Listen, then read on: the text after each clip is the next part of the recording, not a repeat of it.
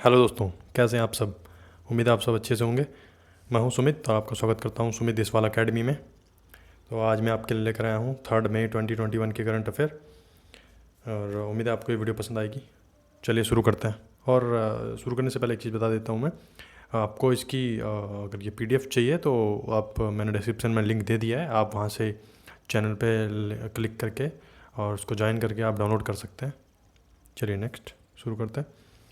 आज का पहला प्रश्न है, इंटरनेशनल लेबर डे किस दिन मनाया जाता है।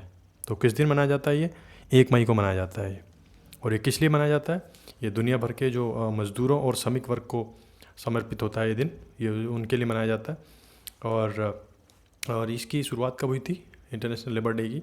ये शुरुआत हुई थी 1886 जब अमेरिका में एक आंदोलन हुआ था, क्योंकि उस समय क्या है कि लोगों से 15-15 घंटे के करीब काम कराया जा रहा था। तो श्रमिकों और वो सब ने मिल के जो एक आंदोलन किया, तो उसकी वजह से फिर ये 8 घंटे की इसकी सीमा निर्धारित की गई थी। और ये भारत में कब शुरुआत हुई इसकी शुरुआत भारत में चेन्नई में 1 मई 1923 को हुई थी। तब से ये मनाया जाता है भारत में भी। चलिए नेक्स्ट।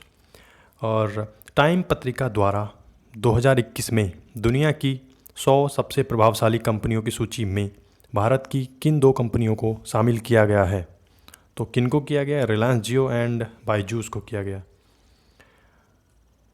ओके, तो ये मुकेश अंबानी जी की कंपनी है, tech company Jio platform. And जो ई लर्निंग है स्टार्टअप बायजूस, उनको टाइम मैगजीन ने जो है 100 सबसे, जो पूरे वर्ल्ड की 100 सबसे प्रभावशाली कंपनियां हैं उनकी लिस्ट में शामिल किया है। काफ़ी अच्छी बात है हमारे देश के लिए। एंड जो जियो है अभी 5G स्मार्टफोन बनाने के लिए गूगल के साथ मिलकर काम कर रहा है। और बायजू जो है शिक्षा के क्षेत्र में काम करने वाली एक कंपनी है, तो इनको शामिल किया गया। Okay next. भारत ने चीन से निर्भरता कम करने के लिए जापान और ऑस्ट्रेलिया के साथ कौन सी पहल शुरू की है। तो कौन सी की है, SCRI, supply chain resilience initiative. तो ये क्या है, इसमें जो है हमने तीनों देशों ने मिलकर, भारत जापान ऑस्ट्रेलिया ने, जो व्यापार मंत्री हैं उन्होंने मिलकर इस चेन को शुरू किया है। और ये किस लिए की गई है, ये इसका शुरू करने का उद्देश्य यही है कि जो कभी इमरजेंसी में मतलब प्रॉब्लम हो जाती है, जैसे कोई भी सामान वगैरह, कोई भी आपदा आ जाए, भूकंप आ जाए, ज्वालामुखी आ जाए, तो कहीं से भी अगर कोई किसी एक देश पर अगर आप निर्भर रहते हैं, वहाँ पे कुछ प्रॉब्लम है, नहीं आ पा रहा है सामान, तो फिर प्रॉब्लम हो जाती है। तो इसलिए क्या है कि ये तीनों देशों ने मिलकर किया है ताकि ये सप्लाई चेन मैनेजमेंट ये सब चलता रहे। और इसका लक्ष्य है जो है इंडो पैसिफिक क्षेत्र में स्थायी संतुलन और विकास तो प्राप्त करने के लिए जो आपूर्ति श्रृंखला को बेहतर और अधिक लचीला बनाना है। और जो है भारत, जापान, ऑस्ट्रेलिया और अमेरिका ये एक साथ जो है क्वाड समूह में भी शामिल हैं। तो काफ़ी अच्छी पहल है और इससे चीन से थोड़ा निर्भरता भी कम होगी। नेक्स्ट। भारत का पहला 3D प्रिंटेड हाउस किस IIT ने बनाया है। तो किसने बनाया, ये IIT मद्रास ने बनाया है 3D प्रिंटेड हाउस। और जो ये भारत की एडिटिव मैन्युफैक्चरिंग के लिए जो है ये ग्लोबल हब के रूप में स्थापित करने के उद्देश्य से IIT मद्रास द्वारा जो है देश का जो पहला 3D प्रिंटेड हाउस तैयार किया गया है। और इसको किसने किया, ये ट्वास्टा मैन्युफैक्चरिंग सॉल्यूशंस है, जो IIT के मद्रास के पूर्व जो छात्र थे उनके द्वारा स्थापित एक स्टार्टअप है, उन्होंने ये बनाया है। वो कहते हैं कि भारत का जो पहला 3D मुद्रित घर है ये है। और इसमें क्या है कि विशेष कंक्रीट का उपयोग करके इन्होंने संरचना को मुद्रित किया, जो कि एक छोटी अवधि में बड़े पैमाने पर 3D संरचनाओं को मुद्रित करने के लिए विकसित हुई थी। चलिए नेक्स्ट। ओके। एक्सिस बैंक के MD एंड CEO कौन हैं जिनको फिर से 3 साल के लिए पदभार दिया गया। तो ये कौन है, ये अमिताभ चौधरी हैं।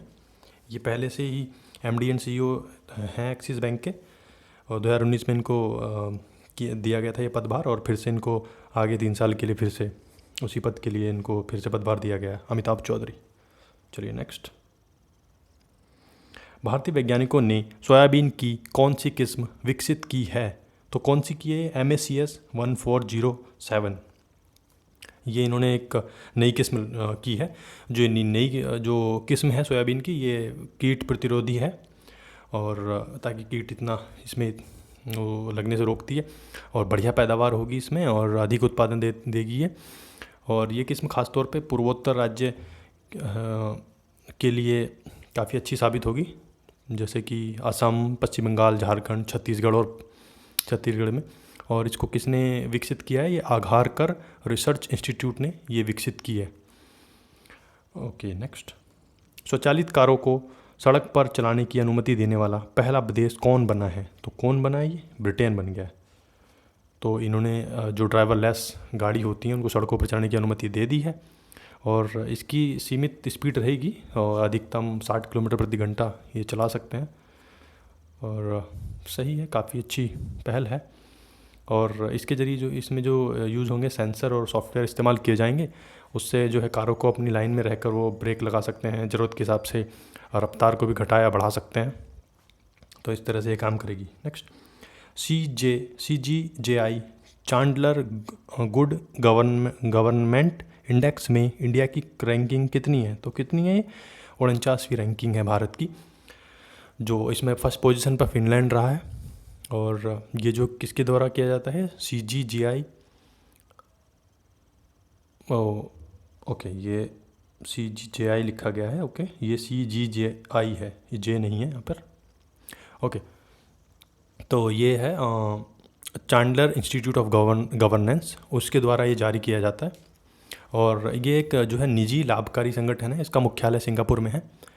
और इसमें काफ़ी जो मापदंड है उनको लेके ये इंडेक्स तैयार किया जाता है, जैसे कि किसी देश में नेतृत्व और कैसा है, मजबूत कानून और नीतियाँ किस तरह की हैं, संस्थाएं किस तरह की हैं, वित्तीय सहायता के ऊपर क्या है, आकर्षक बाज़ार और वैश्विक प्रभाव किस तरह का है, लोगों को समर्थ बनाने में मदद करना किस तरह की है, उन सबको मिला के ये इंडेक्स तैयार किया जाता है। तो इसमें भारत 49वें नंबर पर है। नेक्स्ट, किस राज्य के विलाचेरी में बने मिट्टी के खिलौने के लिए GI टैग दिया गया है? तो ये किस राज्य में मिला है? ये तमिलनाडु के विलाचेरी है, वहाँ पर जो मिट्टी के खिलौने हैं उनको दिया गया है। GI टैग क्या होता है? ये भौगोलिक संकेतक होता है, जोग्राफिकल इंडिकेशन। और इसका में ये होता है कि किसी एक पर्टिकुलर कोई भी चीज़ होती है वो किसी पर्टिकुलर एरिया में फेमस होती है, तो उसको वहाँ पर उसकी कुछ खास क्वालिटी और सब के लिए उसके एक पर्टिकुलर GI टैग दे दिया जाता है। इससे उस चीज़ की लोकेशन की भी और उस चीज़ की भी काफ़ी वैल्यू हो जाती है, काफ़ी वैल्यू बढ़ जाती है एक तरह से, और काफ़ी फेमस हो जाता है इस तरह से वो। तो ये है। और ओके, सो आज की वीडियो यहीं पर समाप्त होती है। उम्मीद है आपको ये वीडियो पसंद आई होगी, और वीडियो पसंद आई है तो वीडियो को आप लाइक करें, शेयर करें और चैनल को सब्सक्राइब करें। और इसकी PDF मैं जो है टेलीग्राम चैनल पर डाल दूँगा, और ये आप जो लिंक दिया हुआ नीचे डिस्क्रिप्शन में, वहाँ से आप डाउनलोड कर सकते हैं। Thank you, bye bye.